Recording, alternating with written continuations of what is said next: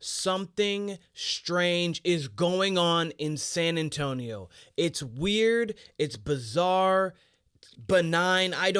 There's so many adjectives, but it's just so weird what's going on with Victor Wembanyama right now. And we're going to break all of it down here on Spurs Digest with your host, Keenan Warner.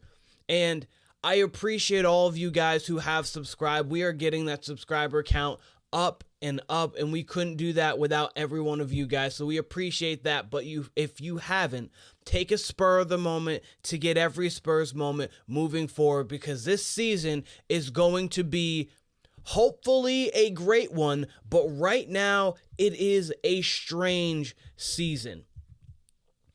Last night, we all saw it against the Oklahoma City Thunder. It's the ESPN game. You get Chet versus Wemby. You get Shea, a possible MVP candidate, came second last year. You get the young San Antonio Spurs, Chris Paul on the main stage playing his old team. There's just a lot there in this game that we're looking forward to, and it followed an overtime game in the Boston Celtics versus the Indiana Pacers. Pascal Siakam hit a game winner, so you're already hyped and ready for it. If you're looking, Game 5 of the MLB Playoff World Series is going on too.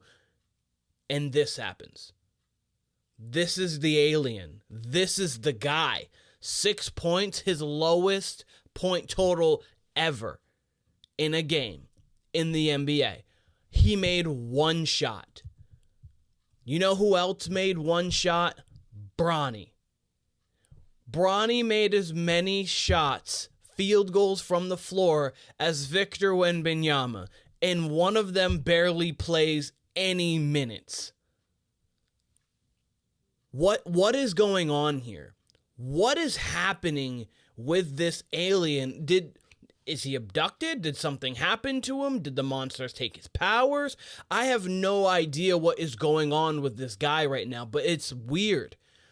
The aggression's not there. The tenacity's not there. And you thought coming off of this France, we're going to get second place losing to the United States, where in that championship game, he was playing aggressive. He was hitting threes. He was trying to get downhill. And he's playing against all the same players he's playing now.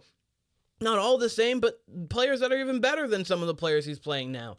But the way he's not attacking size, we're going to break this down a little bit more. I just wanted to show Wemby and Chet have gone back and forth in multiple games. They've gotten, Wemby had 28 and 13 or something along those lines last year against them, but Chet got the better of him. And you got people on Twitter saying things like this: it's safe to say that Chet owns this rivalry. Don't know about that, but you know what? When you put up only one field goal and you only make 6 points, or you only get to 6 points, yeah, you get comments like that said about you. But this is one of the tweets. Shout out. Honestly, more of a reflection of the Spurs as a whole tonight than just him. The Thunder dominated and exposed all of the Spurs' weaknesses at once. Not worried at all, and this loss might actually be a stepping stone. That, I hope, is true. And this needs to be a stepping stone for the team. Gregg Popovich said a great thing after the game. He said they played a very good team all together. It's a playoff team that could very possibly go deep into the playoffs. He said they could even achieve more, and we're trying to get on that level. He also went on to say, and it's basketball. It's the same things that get everybody to the next level. It's 48 minutes. We've got work to do. He was talking about how he loved the Thunder because they play quarter to quarter, half to half, possession to possession, and they play 48 minutes, and he loves that about that team. But he also loves his team too. He also said, we've got more work to do than they do, and our guys have to understand that, embrace it, and be professional about it, and want to be more consistent in all those areas. And that is 100% true, but where does that start? That starts with this guy. And Wemby did struggle as the Spurs fall to Chet. You've got For Victor Wembanyama and the Spurs, this defeat was more than just a scoreline and embodied crucial lessons about league competition. The Thunder, touted as a premier defensive team in the NBA, and they demonstrated why through their tough physical game plan combined with electric atmosphere provided by their home crowd. Wembanyama was notably rendered ineffective tonight, showcasing his struggles against tenacious defense, and we've seen that all year. We saw that when they played the Rockets and you put Dillon Brooks on him. I know the first game against the Rockets, he did have 29. He was more aggressive. That second game, Dillon Brooks did get the better of him. There was a lot of times where he got into the post and it would be, oh, you've got a guy who is shorter than you and he's not going to attack him. He was taking more logo threes, getting more in that Durant style of bag when he really could get into a Dirk style of bag. And I think that would be, a Dirk style offense, obviously a revamped Dirk style offense because he's got more handle, he's got more to his game than that. But Dirk shot threes when he needed to. He kind of like Jokic in the sense of Jokic can get hot from three, but he's not going to take threes unless he absolutely needs to or he's really open.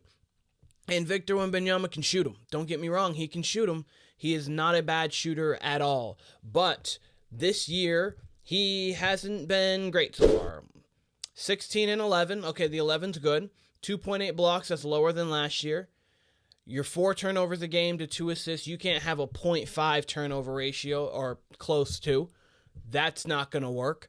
And 40% from the floor at 7-4, not going to get it done. And 19% from 3 is absolutely not going to get it done. And it doesn't just have to do with his shooting touch. He's been off, but he's also not taking the greatest of threes. I understand you can pull him from 30. Please don't just pull him from 30 because you're open from there. You're not Steph. You're not Dame. Please don't continue to do that. You do not need to do that. Just continue to play basketball, play an inside-out game.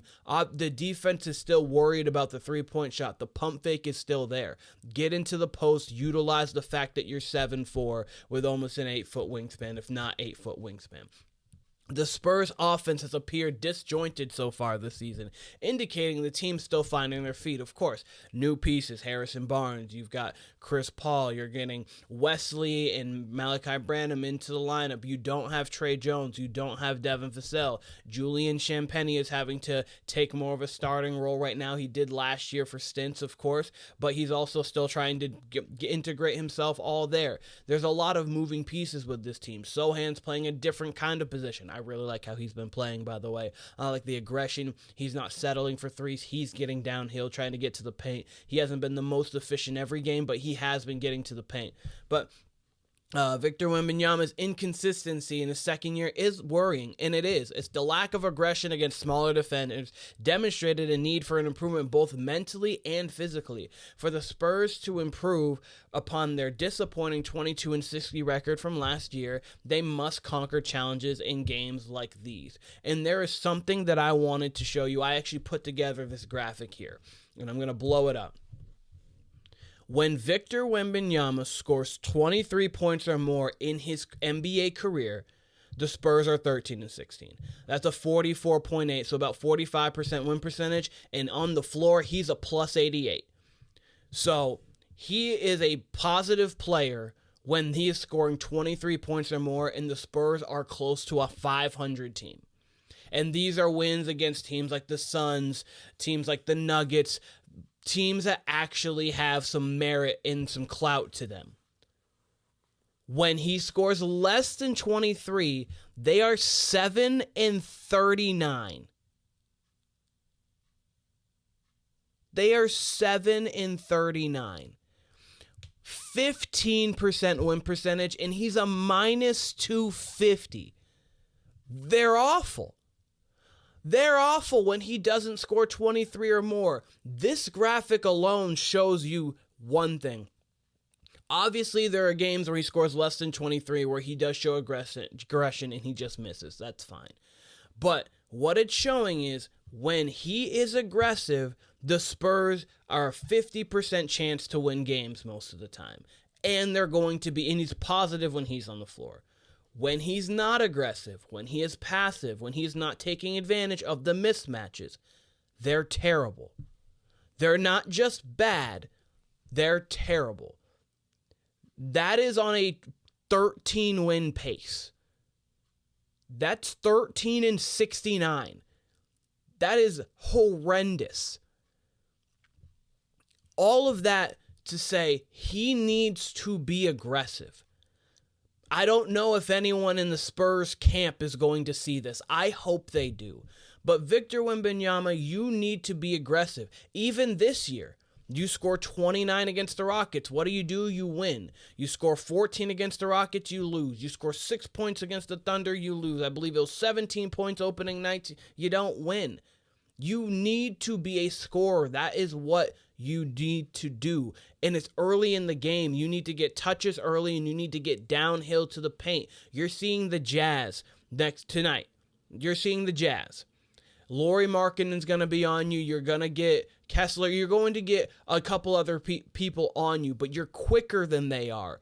Get to the paint. Get on the block. High post, and then you can work from there. You were showing your passing abilities throughout these first few games, but you're also turning the ball over because you're trying to overpass and do too much. You are not a point guard. You're not a point center. You are a center that can pass. Treat yourself like Marc Gasol or Pau Gasol rather than Jokic. And those are two guys who could very much operate in the high post. They could operate in the low post. Pau and Marc, towards the end of their career especially, could stretch out for threes. Obviously, it's 2024, so you can stretch out a little more for threes. But their passing came off of, doubles coming, back door. Okay, so we're here, pass it to the corner, cross-court pass, go those ones. We don't need you on the wing, the one-armed hook passes that I get you can do them every now and again, but we don't need it. Something strange is going on, and I have no idea what the mentality is there, but the mentality needs to change so the physical on the court can change. And he needs to understand that he is the guy. The keys are his. The future of this organization is his. And especially without Devin Vassell, a guy who can truly get downhill and make shots for himself, he's got to create for himself, and he can't create starting at the 28-foot mark. Start creating at the 18-foot mark. But let me know what you guys think about Victor Wembanyama's play thus far this season. Do you think he needs to be more aggressive? Do you think that Gregg Popovich might need to do a better job of getting him in his spots? Chris Paul needs to do a little bit better job? Or is this one on Wemby? I think it's on Victor Wembanyama, and something strange is going on, because this is not the guy who said, I don't understand what other people are doing. That's it. This is the guy who said that's it about other people's work ethic. He's not playing with the tenacity. He's trying to prove Shaq right about being a dominant player. You are dominant. Dominate. But this has been Spurs Digest with your host, Keenan Warner. I appreciate all of you guys, and I will be seeing all of you very soon.